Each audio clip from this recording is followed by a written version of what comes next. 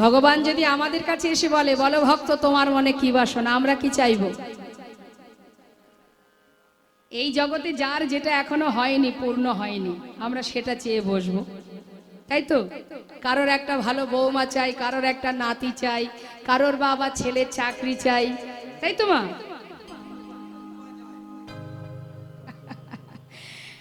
গোবিন্দের কৃপা কি সবাই চান? আপনারা চান? আচ্ছা বলুন দেখি, কাকে বেশি ভালোবাসেন, ভগবানকে না সংসারকে? আমার কথা বলুন, ভগবানকে বেশি ভালোবাসেন না সংসারকে বেশি ভালোবাসেন? কাকে? জোরে বলুন। ভগবানকে না না, সংসারকে বল। সংসারকে? একেবারে খাঁটি কথাই বলেছেন। এদিকে মায়েরা বলুন, সংসার ভালোবাসেন না গোবিন্দকে? গোবিন্দকে? আচ্ছা গোবিন্দকে যদি ভালোবাসবেন তাহলে আজকে লীলার পরে কিন্তু আর কেউ বাড়ি যাবেন না।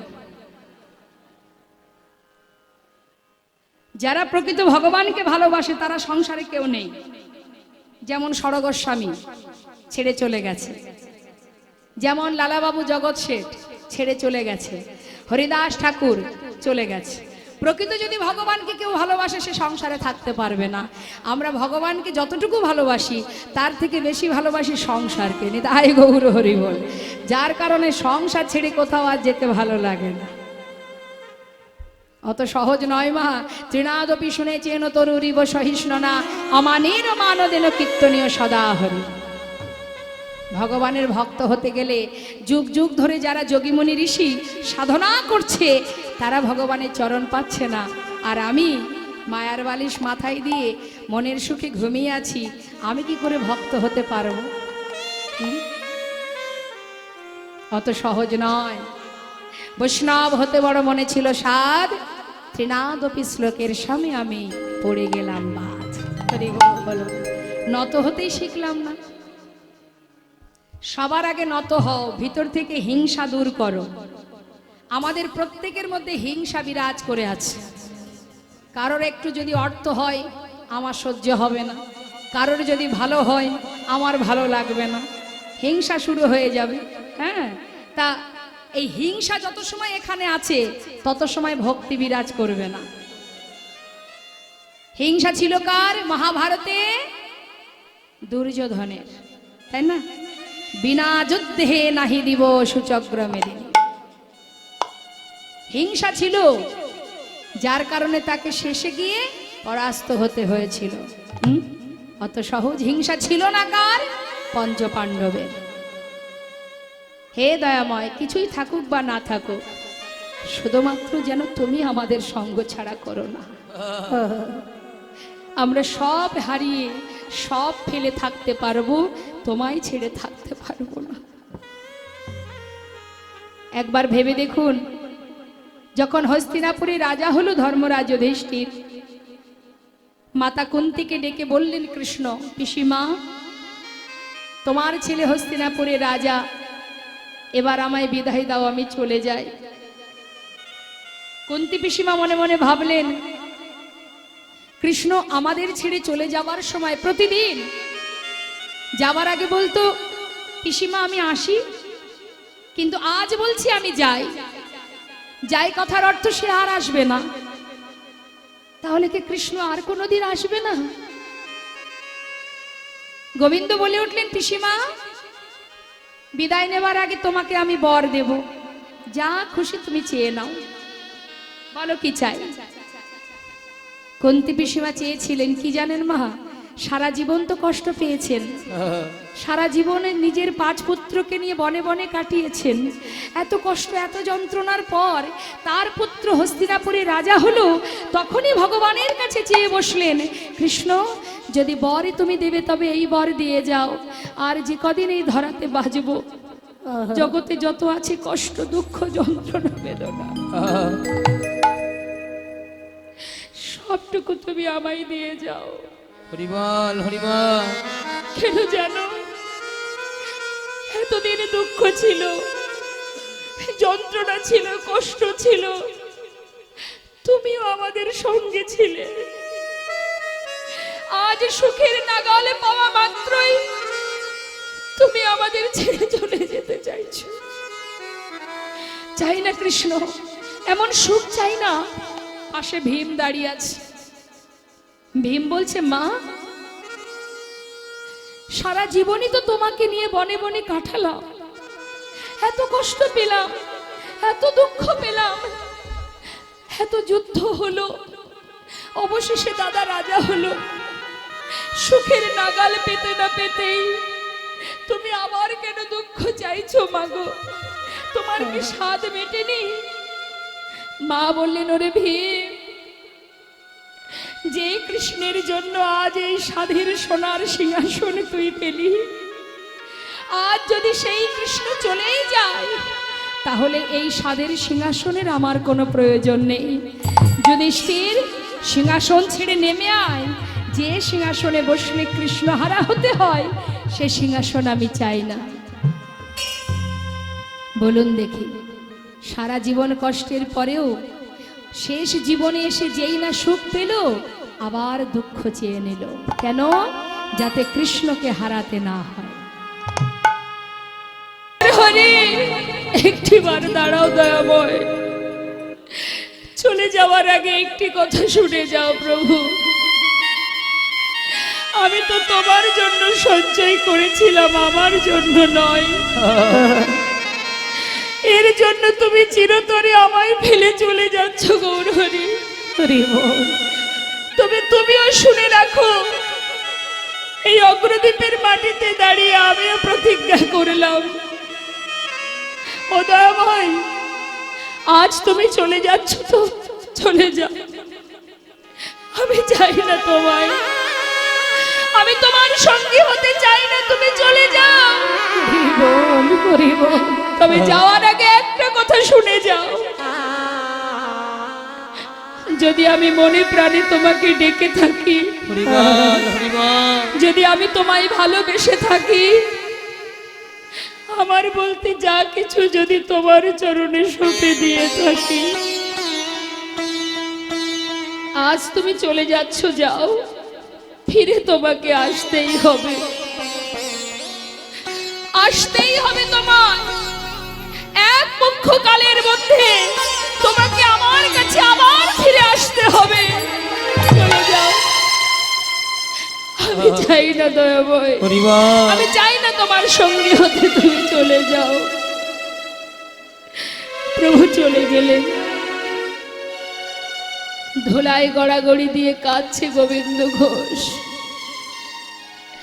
আর মনে মনে বলছে, দয়াময়, তুমি শুধু আমার মুখের কথাটাই শুনলে, আমার অন্তরের ব্যথাটা একবারও বুঝতে চাইলে না প্রভু। হরি বল, হরি বল। কি নিয়ে বাঁচবো আমি? কি বা আছে আমার? যখন কাঁদছে মা, অগ্রদ্বীপের অন্যান্য যারা পাড়াপড়শি, তারা দেখছে এ তো আমাদের পাড়ার ছেলে, পথে ধারে বসে কাঁদছে। সবাই মিলে ধরাধরি করে তাকে তার ঘরে পৌঁছে দিল। কিন্তু যে এতদিন প্রভুর কাছে থেকেছে, একসাথে চলেছে, ফিরেছে, ঘুরেছে, তার কি আর এই সংসারে মন বসবে গো? আর ভালো লাগছে না। 15 দিনে এক পক্ষ কাল প্রতিজ্ঞাবদ্ধ, তোমাকে আসতে হবে এক পক্ষ কালের মধ্যে। ভক্তই পারে ভগবানের কাছে জোর খাটাতে। তা 15 দিনের এক একটা দিন যাচ্ছে, তার জীবনে যেন মনে হচ্ছে এক এক জনম কেটে যাচ্ছে। থাকতে পারছে না ঘরে, কি নিয়ে বাঁচবো আমি? একদিন, দুদিন, 3 দিন করতে করতে আজ 13 দিন হয়ে গেল। পথপানে চেয়ে গৌরহরি এলো না। মনে মনে স্থির করলেন, প্রভু সত্যি তুমি এলে না, এ প্রাণ আমি আর রাখবো না প্রভু, গঙ্গার জলে নিজেকে বিসর্জন করে দেব। মনে মনে প্রতিজ্ঞা নিয়ে 13 দিনের দিন 1 পা 2 পা করে গঙ্গার ঘাটে যাচ্ছে। তখন গৌরহরি কোথায় আছেন জানেন না? রামকেলিতে, মানে মালদাতে। অন্তরে জানতে পারলেন যে তার ভক্ত গোবিন্দ ঘোষ গঙ্গার জলে ডুবে মরতে চলেছে। তিনি একটা কোষ্ঠী পাথর জলে ভাসিয়ে দিলেন। কখনো শুনেছেন পাথর জলে ভাসে? নামের গুণে শোলা ডোবে, পাথর ভাসে জলে। ভগবান যেই না ভাসিয়েছে, সেই কোষ্ঠী পাথরটা জলে ভাসতে ভাসতে ভাসতে ভাসতে ওই গঙ্গার ধার বরাবর গিয়ে অগ্রদ্বীপের ঘাটে এসে পৌঁছালো। আর এদিকে গোবিন্দ প্রভুর নাম স্মরণ করতে করতে জলে নামছে আর বলছে, প্রভু কেউ জানুক বা না জানুক, তুমি তো জানবে যে তুমি আমাকে ভুলে গেছো, আমি তোমাকে ভুলিনি দয়াময়। তোমারই নাম নিয়ে নিজের প্রাণ বিসর্জন করব আমি। মুখে গৌর নাম করতে করতে যাচ্ছি।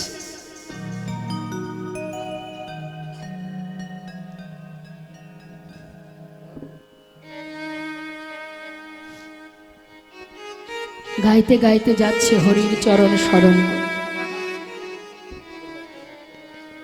হরি হে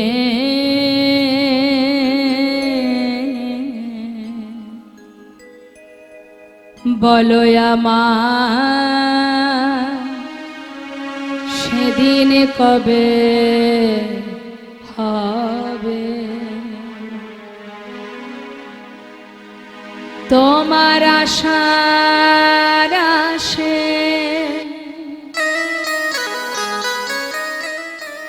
আছি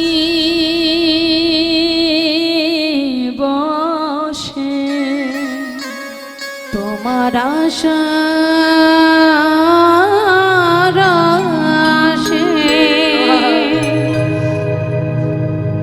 দয়াল আছি বসে। বলো বলো কবে চরণ দেবে দয়াময়। বলো বলো সেদিন কবে বা হবে আমার, সেদিন কবে বা হবে। ভবের মাঝে আসা যাওয়া, তোমায় ডাকা হলো না, যা বলবো বলে আমরা এসেছিলাম, আমাদের বলা হলো না। এই ভবের মাঝে আসা যাওয়া, তোমায় ডাকা হলো না, আমরা যা বলবো বলে এসেছিলাম তা বলা হলো না। তুমি পারে করতে শুনি বার্তা, কি পাবো আয় গৌর হরি বল হরি বল হরি বল। করুণা করুণা তুমি পারে করতা আমি শুনি বার্তা, বলো বলো কবে পারে করিবে দয়াময়। বলো বলো সেদিন কবে বা হবে আমার, সেদিন কবে বা হবে। একবার কৃপা করো হে দয়াময়, একবার কৃপা করো।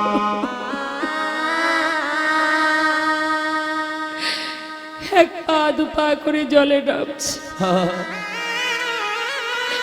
কোষ্ঠী পাথরটা এসে যেই না অঙ্গে লেগেছে, ভেবেছি কোনো মরা পোড়ানো কাঠ বোধহয় জলে ভেসে এসেছে। সামনে তো শ্মশান, হয়তো কোনো মরা পোড়ানো কাঠ ভেসে এসেছে। সেটাকে আবার দূরে সরিয়ে দিল, দিয়ে আবার এগিয়ে যাচ্ছে। আবার পাথরটা এসে গায়ে লাগছে, বারবার অঙ্গে লাগছে বলে সেটাকে হাতে তুলে নিয়ে তীরে উঠে আবর্জনার মধ্যে ছুঁড়ে ফেলে দিয়েছে। হঠাৎ দৈববাণী, গোবিন্দ। কে? গোবিন্দ কে? কে তুমি? নিজেকে বিসর্জন করো না, ঘরে ফিরে যাও। তুমি কে? আমি দেখতে পাচ্ছি না কেন? তুমি ঘরে ফিরে যাও গোবিন্দ, নিজেকে বিসর্জন করো না। দৈববাণী শুনে আর মৃত্যু হলো না। ভক্তের মৃত্যু কি হয় গো মা? ভক্তের মৃত্যু হয় না, মরা হলো না। সেই দৈববাণী শুনে গোবিন্দ ঘোষ ঘরে চলে গেল। 13 দিন চলে গিয়ে আজ হলো 14 দিন। 15 দিনে এক পক্ষ কাল বাবা। ভক্তের ভক্তি যদি কানায় কানায় পরিপূর্ণ হয়ে যায়, ভক্তকে ছুটে যেতে হয় না ভগবানের কাছে, সে নিজেই আসে ভক্তের কাছে।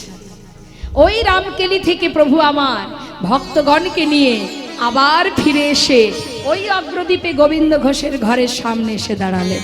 গোবিন্দ কে? দরজা খোলো। কে তুমি? এ তো গৌরহরির কণ্ঠস্বর। তবে কি গৌরহরি এলো? যেই না দরজা খুলেছে, দেখছে বাইরে গৌরহরি, চরণটা জড়িয়ে ধরলেন। দয়াময় গৌরহরি, তুমি এসেছো প্রভু, তুমি এসেছো। আমি তোমায় ছেড়ে থাকতে পারবো না দয়াময়। কোথাও যাও, তুমি আমায় ছেড়ে কোথাও যাবে না। শান্ত হও, কথা দিলাম তোমাকে ছেড়ে কোথাও যাব না। আচ্ছা গোবিন্দ, আমি যে আসবো তোমার ঘরে তুমি নিশ্চয়ই জানতে না? তো প্রভু, কেউ তো কিছু বলেনি। কেন? আমার আগমন বার্তা তো আমি অনেক আগেই পাঠিয়ে দিয়েছি। পাওনি আগমন বার্তা? কই, আমি তো কিছু জানি না। ও গোবিন্দ, জলে ডুবে মরতে গিয়েছিলে? হ্যাঁ। কিছু পেয়েছিলে? পেয়েছিলাম একটা পোড়া কাষ্ঠ। কোথায় সে? আবর্জনার মধ্যে ফেলে রেখে এসেছি দয়াময়। যাও তো, শিগগিরই নিয়ে এসো। ছুটতে ছুটতে গঙ্গার ঘাটে গিয়ে আবর্জনার ভিতর থেকে সেটাকে তুলে দেখছি, কি এ তো কোষ্ঠী পাথর, গায়ে লেখা আছে কৃষ্ণ নাম। ছুটে এসে প্রভুর সামনে দেখালেন। অদয়ময়, এই ছিল তোমার আগমন বার্তা? হ্যাঁ, এটাই আমার আগমন বার্তা। শোনো গোবিন্দ, এই কোষ্ঠী পাথরটি দিয়ে একটা বিগ্রহ তৈরি হবে, আর সেই বিগ্রহ তোমার ঘরে আমি স্থাপন করব। এক ভাস্করে সে বিগ্রহ তৈরি করলেন।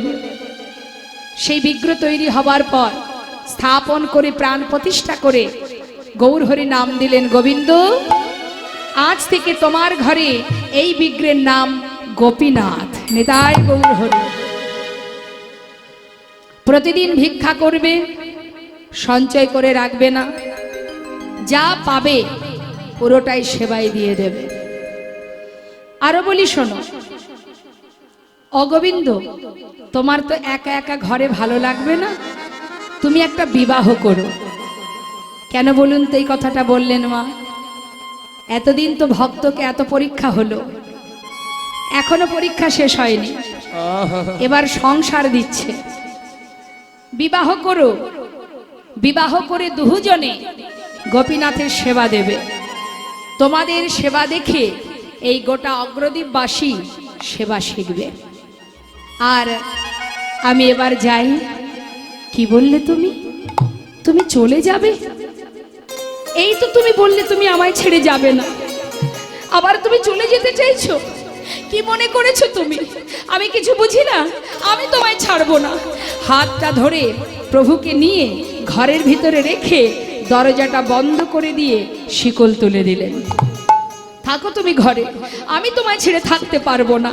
শিকলটা তুলে দিয়ে যেই না পিছন ফিরে তাকিয়েছে, দেখছে বাইরে গৌরহরি দাঁড়িয়ে আছে। আরে দয়াময়, তুমি বাইরে কি করে?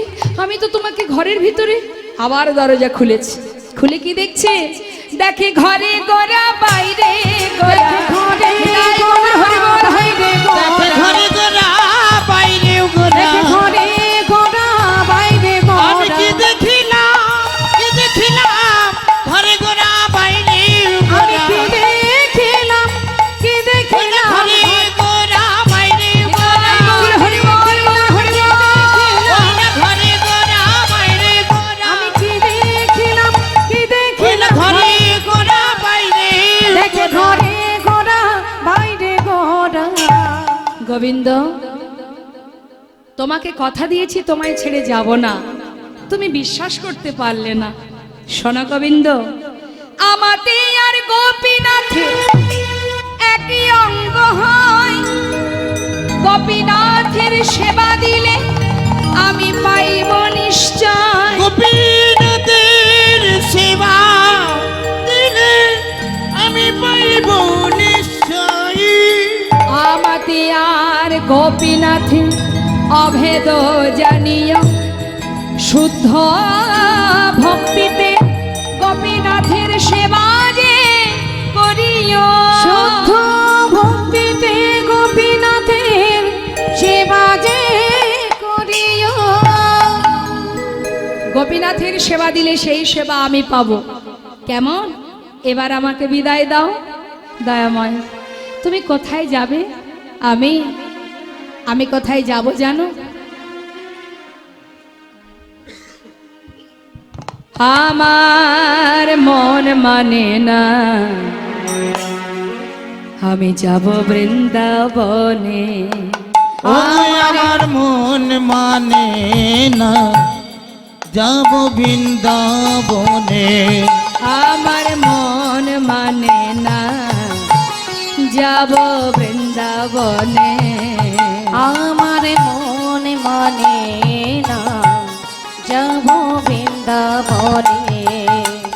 ওগো নয়ন ভরে, দুটি নয়ন দুটি ভরে, নয়ন ভরে আমার দুটি নয়ন ভরে ওগো নয়ন ভরে হেরব দুটি সদা। নয়ন ভরে দুটি নয়ন ভরে আজ নয়ন ভরে হেরিব সদাই ওই মদনা মোহনে। আমার মন মানে না গৌর হরি বল, যাব গৌর হরি বল। বৃন্দাবনে আমার মন মানে না যাব বৃন্দাবনে আমার মন মানে না যাব বৃন্দাবনে ওমা, প্রভু আমার ভক্তগণকে নিয়ে চলে গেলেন, গোবিন্দ ঘোষকে সব কিছু বুঝিয়ে দিয়ে গেলেন। প্রতিদিন ভিক্ষা করবে, সঞ্চয় করে রাখবে না, পুরোটা সেবাই দেবে গোপীনাথের, বিবাহ করবে, সব বুঝিয়ে দিলেন। এখন প্রভুর আদেশ মতো গোবিন্দ ঘোষ প্রতিদিন ভিক্ষা করে দিনে 4 বার সেবা দেয়। নিতাই গৌর হরি বল। গোপীনাথের সেবা হয় দিনে 4 বার। আর ওই যে গৌরহরি বলে গেছেন বিবাহ করবে, 1 বছর গেল, সুকন্যার সন্ধান পেয়ে দেরি না করে গোবিন্দ ঘোষের বিবাহ হলো। যেদিন বিবাহ হলো সেদিন স্ত্রীকে নিয়ে ঘরে আসবার পর তার পরদিন থেকে ভগবানের সেবা 4 বারের জায়গায় হয়ে গেল 3 বার, মানে কমতে শুরু হলো। 1 বছর যেতে না যেতে পুত্র সন্তান হলো। ছেলের নাম রাখলেন ভগবানের নামে। ঘরে যে বিগ্রহ তার নাম কি? গোপীনাথ। ছেলের নাম রেখেছে গোপীনাথ।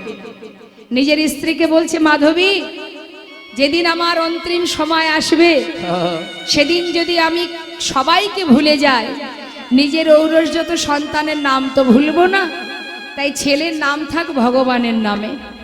যদি সজ্ঞানে মরি তাহলে প্রভুকে ডাকতে ডাকতেই মরব, আর যদি সব কিছু বিস্মরণ হয়ে যায় ছেলের নাম ধরে ডাকলে তবু তো প্রভুর নামটা উচ্চারণ হবে। খুব ভালো কথা। তাই নিজের ছেলের নাম রেখেছে গোপীনাথ। এটা আমার পুত্র গোপীনাথ, আর এ হলো আমার বিগ্রহ গোপীনাথ। আমি 2 পুত্রের পিতা।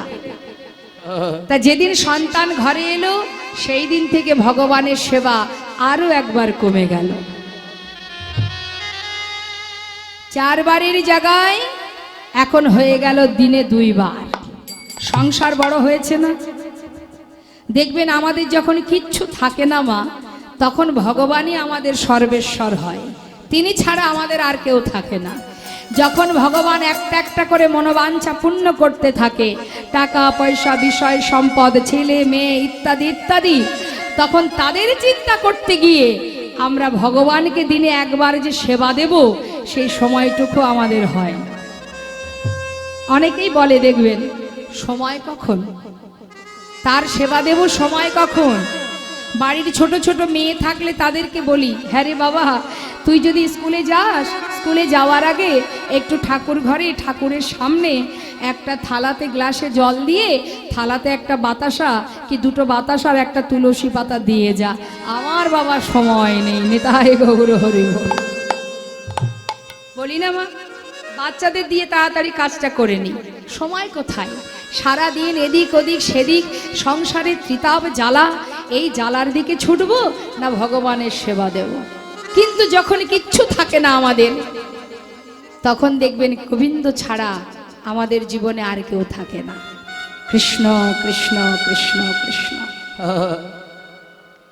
তাই এটা শুধু গোবিন্দ ঘোষ নয়, এটা আমাদেরও হয়।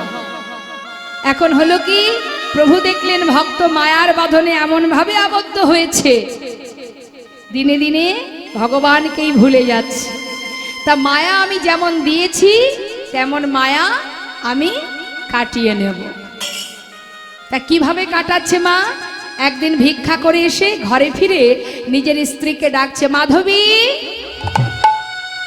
যা কিছু ভিক্ষা করেছি 2 ভাগ করো, 1 ভাগ রন্ধন করো আর 1 ভাগ তুলে রাখো। আমি চললাম গঙ্গায়, স্নান করে এসে গোপীনাথের সেবা দেব। স্নান করে এসে দেখছি কি, ভিক্ষার ঝোলাটা যেখানে রেখেছিল সেইখানে পড়ে আছে, রান্না হয়নি। মাধবী কোথায় গেল? ডাকতে ডাকতে ভিতর ঘরে প্রবেশ করছে, মাধবী এখনো রান্না করলে না, কখন সেবা হবে প্রভুর? ও মাধবী, বলি গেলে কোথায়?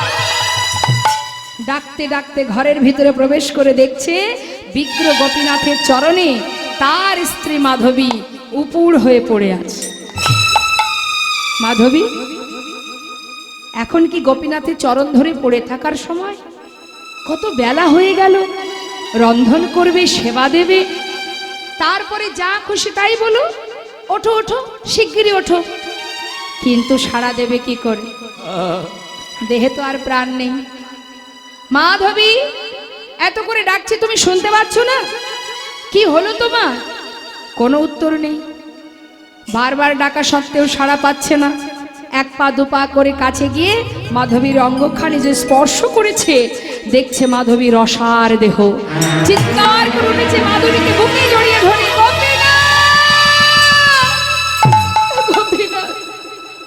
তুমি আমার মাধবীকে কেন কেড়ে নিলে? কেন কেড়ে নিলে তুমি আমার মাধবীকে? বলো কেন কেড়ে নিলে?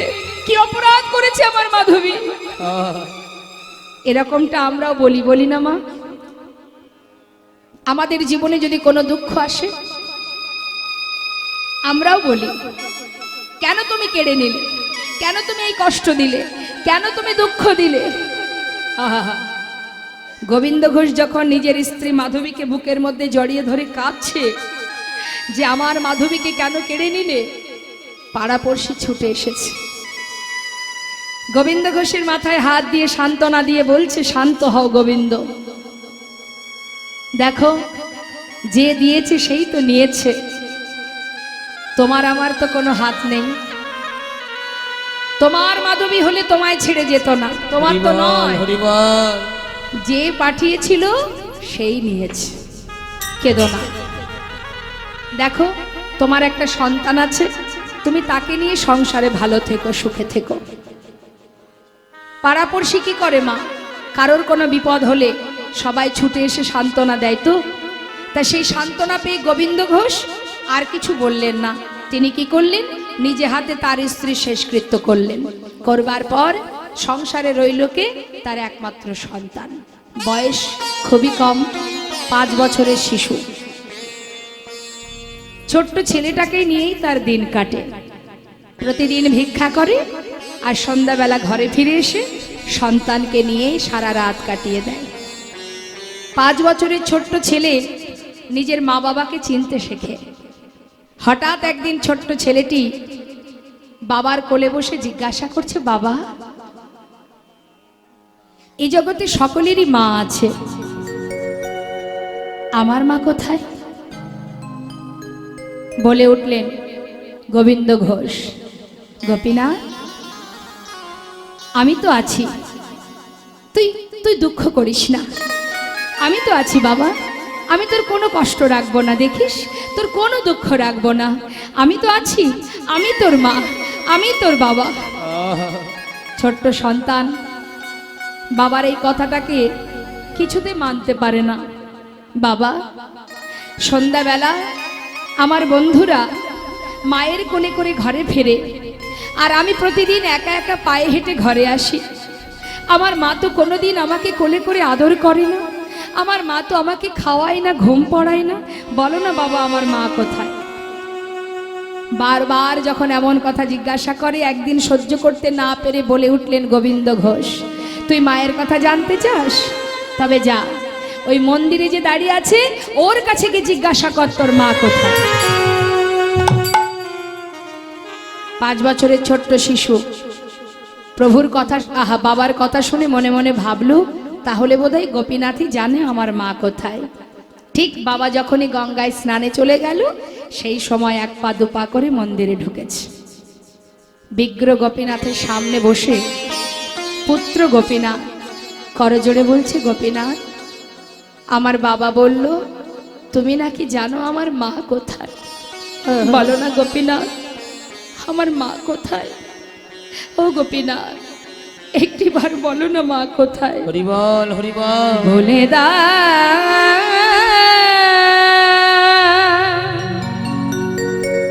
হে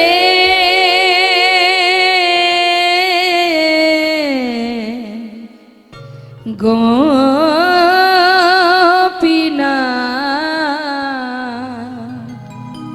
বলো বলো কোথায় আমার মা? বলে দাও হে গোপীনাথ, বলো কোথায় আমার মা? হারিয়ে গেছে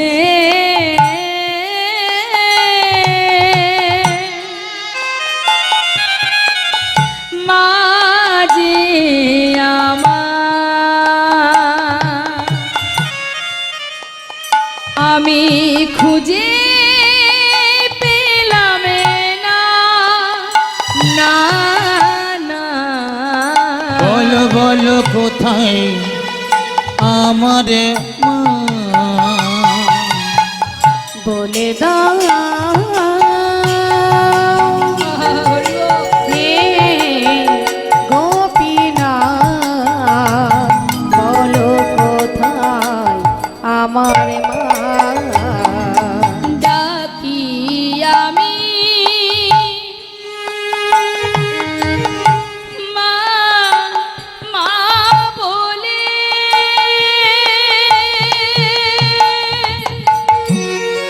মা যে আমায় নেয় না কোলে।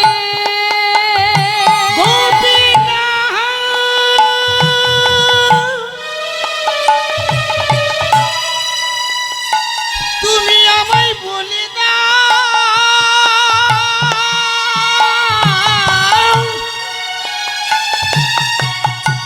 মা ছাড়া এই প্রাণ বাঁচে না। তুমি একবার বলে দাও গোপীনাথ,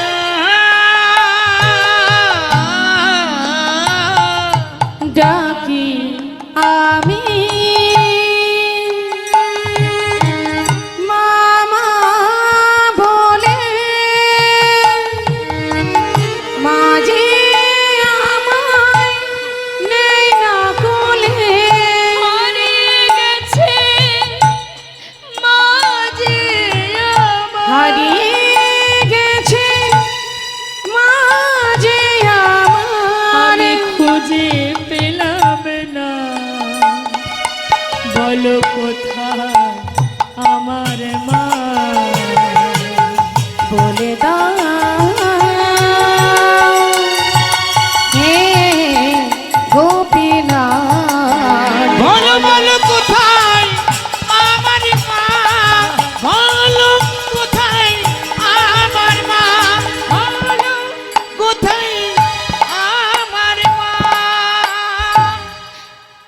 এদিকে গঙ্গা থেকে স্নান করে এসে গোবিন্দ ঘোষ নিজের পুত্রকে ডাকছে, গোপীনাথ কোথায় গেলি বাবা? সারাদিন তোকে দেখিনি, একবার আমার কোলে আয়। কিন্তু সন্তানের কান্না শুনে ছুটতে ছুটতে ঘরের ভিতরে প্রবেশ করে দেখছে যে তার পুত্র গোপীনাথ বিগ্রহের সামনে বসে মা মা বলে কাঁদছে। ছুটে গিয়ে বুকের মধ্যে জড়িয়ে ধরেছে, কাঁদিস না গোপীনাথ, ও কোনোদিন বলবে না তোর মা কোথায়। আমি তোর মা, আমি তোর বাবা, তুই আমাকে মা বলে ডাক, আমাকে বাবা বলে ডাক। ওরে তুই ছাড়া যে আমার আর কেউ নেই রে। হরি বল, তুই হরি কাঁদিস না বল। গোপীনাথ। হঠাৎ দেখছে তার পুত্রের বদন থেকে ঝলকে ঝলকে রুধির ঝরছে। চিৎকার করেছে, গোপীনাথ তুমি আমার সন্তানটুকু কেড়ে নিও না, আমার স্ত্রীকে কেড়ে নিয়েছো, আমি তো কিচ্ছু বলিনি, আমার পুত্রটুকু তুমি কেড়ে নিও না গোপীনাথ, ও ছাড়া যে আমার আর কেউ নেই। চিৎকার করে গোপীনাথের কাছে চাইছে, কেড়ে নিও না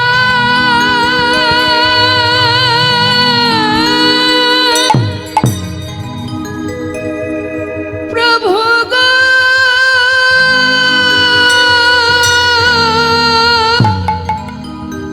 তুমি কেড়ে নিও না।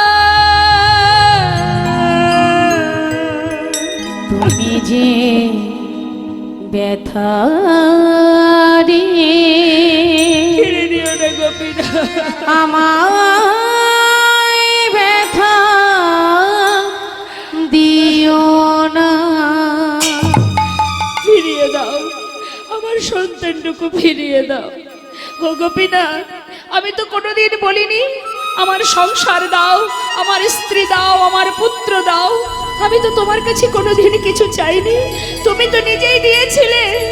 একবার বলো প্রভু, সন্তান যখন দিলে তবে কেড়ে কেন নিতে চাইছো? ফিরিয়ে দাও। কোলের মধ্যে দেখতে দেখতে তার সন্তানের প্রাণ পাখি উড়ে চলে গেল। পিতার কোলেই পুত্র প্রাণ হারালো। মৃত সন্তানকে নিয়ে গঙ্গার ঘাটে গিয়ে মাটি খুঁড়ে সন্তানের সমাধি দিয়ে ঘরে ফিরে এলো। গঙ্গা থেকে স্নান করে ঘরে ফিরে শুদ্ধ বসন পরিধান করে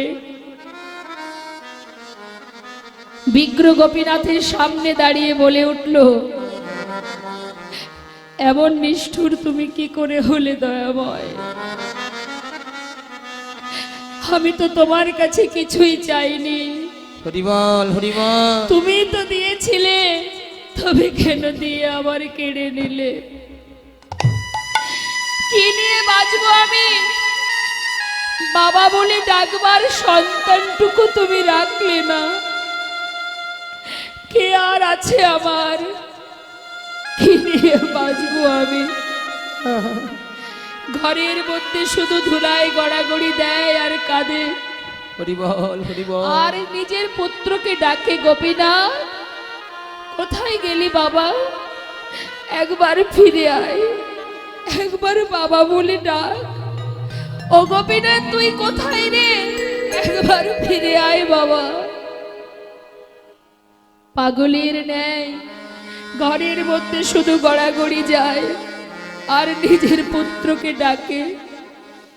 দেখতে দেখতে 3 দিন হয়ে গেল, নিজেও কিছু সেবা করে না, আর গোপীনাথেরও কোনো সেবা হয় না। শুধু ধুলায় গড়াগড়ি দিয়ে গোপীনাথ গোপীনাথ গোপীনাথ চিৎকার করে ডাকে। 4 দিনের দিন বিগ্রহ গোপীনাথ আর বিগ্রহে থাকতে পারছে না। সে ওই বিগ্রহ থেকে সচল মূর্তি ধারণ করে 1 পা 2 পা করে পুত্র সেজে হরি বল, হরি বল। গোবিন্দ ঘোষের কাছে এসে ডাকছে, বাবা বাবা কে? আমি তোমার পুত্র গোপীনাথ। আমার পুত্র? আমার পুত্র তো আর বেঁচে নেই। তুমি কে? আমি তোমায় চিনি না। তুমি চলে যাও বাবা। একদিন তো তুমি নিজেই বলেছিলে তুমি দুই পুত্রের পিতা। এ জগতে কারোর যদি দুটো সন্তানের মধ্যে একটি মারা যায়, তবে কি বাবা আরেকটি সন্তানকে না খাইয়ে রাখে? আজ 4 দিন হলো তুমি আমায় কিচ্ছু খেতে দাওনি বাবা। আমার যে বড় খিদে পেয়েছে, কিছু খেতে দাও, আমি আর পারছি না। ও তুমি এসেছো, তুমি আমার কাছে এসেছো, তুমি আমায় বাবা বলে ডাকলে। তুমি জানো এই জগতে সবাই কেন একটা পুত্র সন্তান চায়? শেষের দিনে মাতা পিতার শেষকৃত্য করবার জন্য। হরি বল, হরি বল। তুমি তো সবই কেড়ে নিলে। আজ তুমি আমাকে বাবা বলে ডাকলে, তুমি পারবে সন্তান হয়ে পিতার প্রতি কি কর্তব্য করতে হয় জানো? তুমি পারবে করতে? পারবে না। কি করে পারবে? তুমি তো সোনার সিংহাসনে বসে থাকো, তুমি জানবে না, তুমি পারবে না বাবা। এমন কথা বলো না। আমি কথা দিচ্ছি, আমি তোমার পুত্র হয়ে তোমার শেষকৃত্য আমি সমাধা করব। তুমি পারবে? পারবে আমার জন্য কাছা নিতে? পারবো। তুমি পারবে আমার জন্য পিণ্ড দিতে? পারবো বাবা, পারবো। তুমি পারবে? তুমি পারবে আমার জন্য 1 মাস অন্ন খেতে? পারবো, আমি পারবো। এই তোমার অঙ্গ স্পর্শ করে কথা দিচ্ছি বাবা, পৃথিবীতে যতদিন চন্দ্র সূর্যের উদয় হবে ততদিন আমি তোমার শেষকৃত্য করে যাব। কথা দিলাম। এবার কিছু খেতে দাও।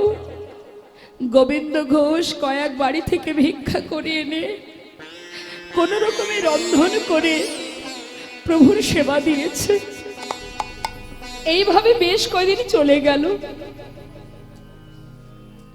দেখতে দেখতে গোবিন্দ ঘোষ শয্যাশায়ী হলেন। আর চলতে পারে না, উঠতে পারে না, বিছানায় শুয়ে শুয়ে অন্তিম সময়, অন্তিম মুহূর্ত গোপীনাথ গোপীনাথ গোপীনাথ মুখে জপ করে। ভগবান প্রতিদিন পুত্র সেজে গোবিন্দ ঘোষের পাশে এসে কণ্ঠটা জড়িয়ে ধরে বলে, বাবা, বাবা, তোমার কি খুব কষ্ট হচ্ছে? না। কেন কষ্ট হবে রে? সবারই তো আসবে এরকম দিন।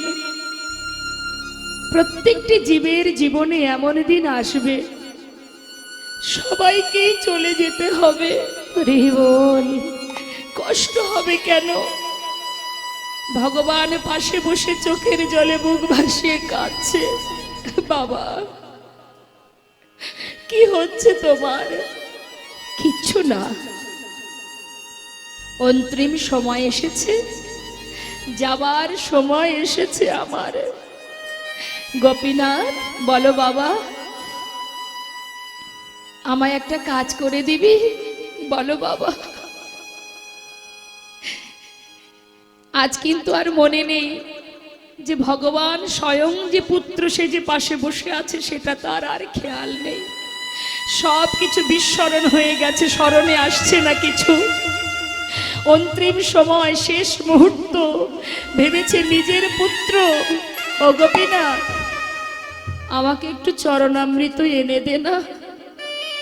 ভগবান পাশে বসে সচরণামৃত পান করালেন। গোপীনাথ বলো বাবা, আমার শিয়রের পাশে একজোড়া করতাল আছে, যাওয়ার আগে একটু নাম শোনাবি? শোনো। করতাল হাতে নিয়ে চোখের জলে বুক ভাসিয়ে কাঁদছে ভগবান। ভক্তের চারিপাশে ঘুরে ঘুরে হরি নাম করছে। হরে কৃষ্ণ হরে কৃষ্ণ কৃষ্ণ কৃষ্ণ হরে হরে হরে রাম হরে রাম রাম রাম হরে হরে হরে কৃষ্ণ হরে কৃষ্ণ কৃষ্ণ কৃষ্ণ হরে হরে হরে রাম হরে রাম রাম রাম হরে হরে হরে কৃষ্ণ কৃষ্ণ কৃষ্ণ হরে হরে হরে রাম রাম রাম হরে হরে হরে কৃষ্ণ হরে কৃষ্ণ কৃষ্ণ কৃষ্ণ হরে হরে হরে রাম হরে রাম রাম রাম হরে হরে বলো হরে কৃষ্ণ হরে কৃষ্ণ কৃষ্ণ কৃষ্ণ হরে নিতাই হরে গৌর হরি বল, হরি বল, গৌর হরি বল। হরে রাম রাম রাম হরে হরে। নাম শুনতে শুনতে প্রাণ পাখি উড়ে চলে গেল, কেউ জানলো না। গোপীনাথ পুত্র সেজে গ্রামবাসীকে ডেকে বললেন, তোমরা শিগগিরই এসো, আমার বাবা মারা গেছে, তার শেষকৃত্য করতে হবে। জানতে পেরে গ্রামবাসী ছুটে এলো। গোবিন্দ ঘোষের ঘরেই মাটি খুঁড়ে গর্ত করে তার মধ্যেই গোবিন্দ ঘোষের সমাধি দিল। কিন্তু মন্দিরের পূজা কে করবে? গ্রামের এক দ্বিতীয় পূজারী ঘুম ঘরে স্বপ্ন দেখল, প্রভু যেন তাকে বলছে, পূজারী মন্দিরে প্রবেশ করে আমার রাজবেশ খুলে দাও, আমাকে কাছা পরিয়ে দাও, প্রতিদিন একবার হব্বিষণ্ণ করে 1 মাস আমাকে সেবা দেবে। 1 মাস পর চৈত্র মাসে মধুকৃষ্ণ একাদশী তিথিতে আমাকে স্নান করিয়ে শুদ্ধ বসন পরাবে। কেন প্রভু? আমি আমার পিতার পিণ্ড দান করব। হরি বল হরি বল। সমস্ত অগ্রদীপবাসীকে নিমন্ত্রণ করবে, সবাই যেন আসে, আমি সবাইকে সেবা দেব। তাই মাগো, ওই মকর সংক্রান্তি তিথিতে গোপীনাথকে কাছা পরিয়ে যারা যাননি দর্শন করে আসবেন, যারা যাননি দেখে আসবেন একবার গিয়ে। ওই দিনই গোপীনাথকে নতুন বস্ত্র পরানো হয়, কাছা পরানো হয়, আর সেই কাছা পরিধান করিয়ে ভগবানকে গঙ্গার ঘাটে নিয়ে যাওয়া হয়। আর সেই দিনই ভগবান নিজ হাতে পিণ্ড দান করেন ভক্তের জন্য, যেটা আজও বর্তমান, যেটা আজও হয়ে চলেছে। এবং যতদিন পৃথিবীতে চন্দ্র সূর্যের উদয় হবে ততদিনই ভগবান ভক্তের জন্য ক্রিয়া করে যাবেন। তাই আজ প্রভু আমার নিজে পুত্র সেজে হাতে করে পিণ্ড নিয়ে দাঁড়ালেন। দাঁড়াইল গোপীনা, দেখো পিণ্ড হাতে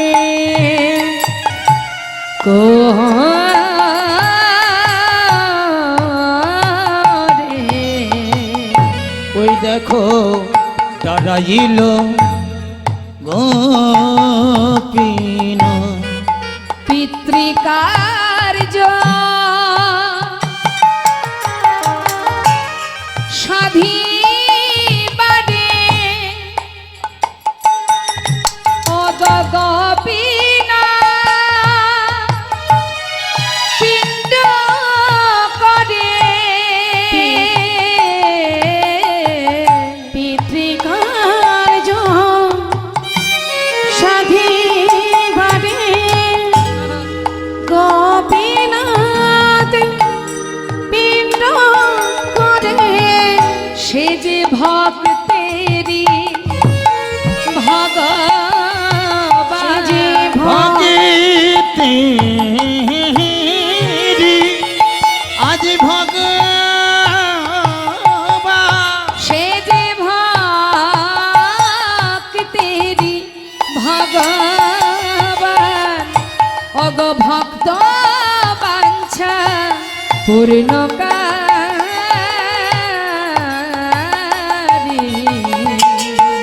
দেখো দাঁড়াইল গোপীনা, ওই না পিণ্ড করে করি, দেখো দাঁড়াইল গোপীনা।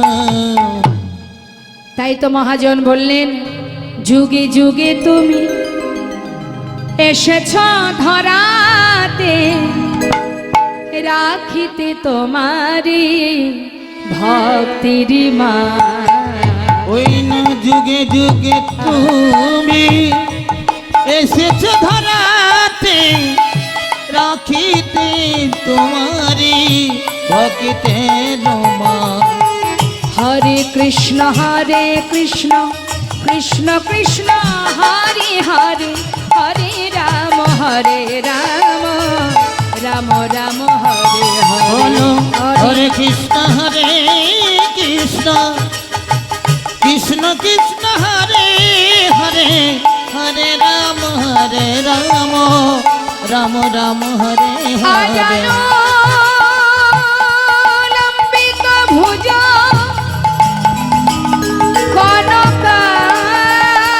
কনকাবদাত সংকীর্তন কপিতর কমলাতাক্ষ। ওই নবী সম্ভর দ্বিজ বর যুগ ধর্ম পালা, বন্দে জগৎ প্রিয় করু করু করুণা অবতার। হরে কৃষ্ণ হরে কৃষ্ণ কৃষ্ণ হরে হরে, হরে রাম রাম রাম হরে বলো হরে কৃষ্ণ কৃষ্ণ কৃষ্ণ হরে হরে, হরে রাম রাম রাম হরে হরে। জয় রাধেশ্যাম। আমরা সবাই মিলে একটি মায়ের গান শুনবো। হ্যাঁ, জয় রাধেশ্যাম।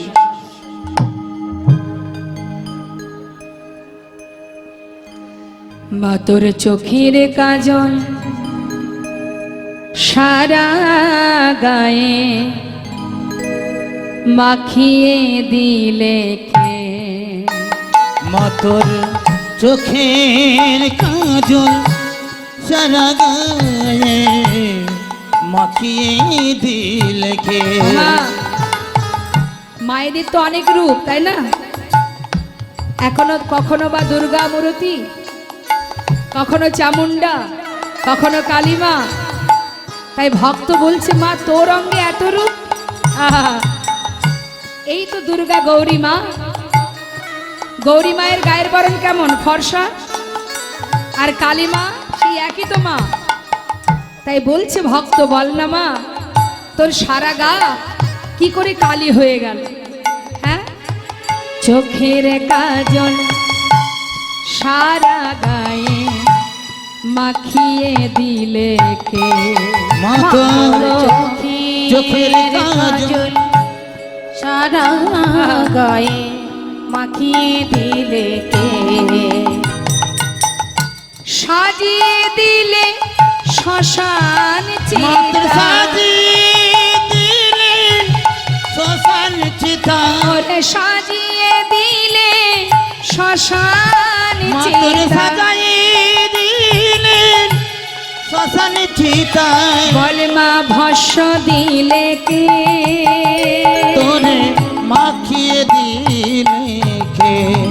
মা তোর চোখের কাজল সারা গায়ে মাখিয়ে দিলে কে? হার মালা কোথায় পেলি মা গো?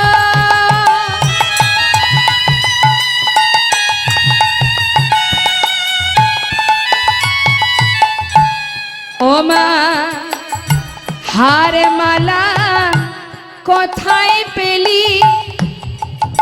আবার যোগিনী সেজে এলি। আরে মালা কোথায় পেলি? যোগিনী সাজ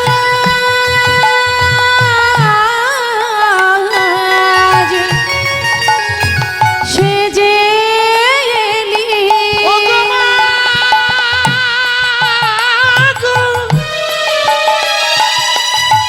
মা, মা, মা, মা গো। ওরে হার মালা কোথায় পেলি? যোগিনী সেজে এলি। ও মা, গৌরী নামটি বলি না মা মাতর গো। গৌরী নামটি বলনা মাগো। ওরে গৌরী নামটি বলি না মা গো, হরে নীলে কে? আজ মাখিয়ে দিলে কে?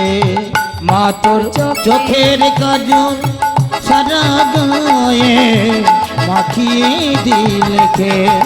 মা তোর চোখের কাজল সারা গায়ে মাখিয়ে দিলে কে?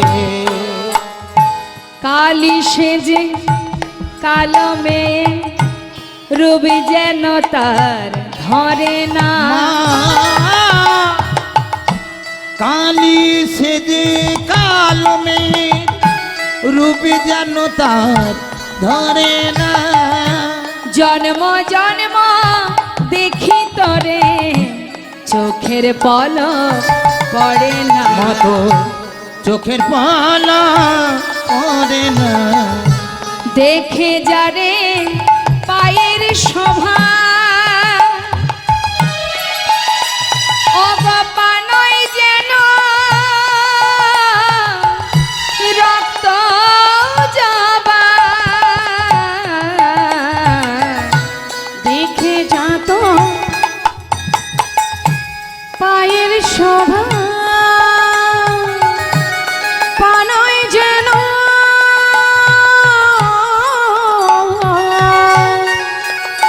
ওই রক্ত জবা। এমন রূপের ডালি কে এমন সাজালো? রূপের ডালি, এমন রূপের ডালি কে সাজালো? ওগো সারা ত্রিলোকে ত্রিলোকে ত্রিলোকে আজ মাখিয়ে হরিবল, হরিবল, হরিবল, হরিবল। মা তোর চোখের কাজল সারা গায়ে মাখিয়ে দিল কে? মা তোর চোখের কাজল সারা গায়ে মাখিয়ে দিল কে? মাত্র মাখিয়ে দিল কে? মা তোর মাখিয়ে দিল কে?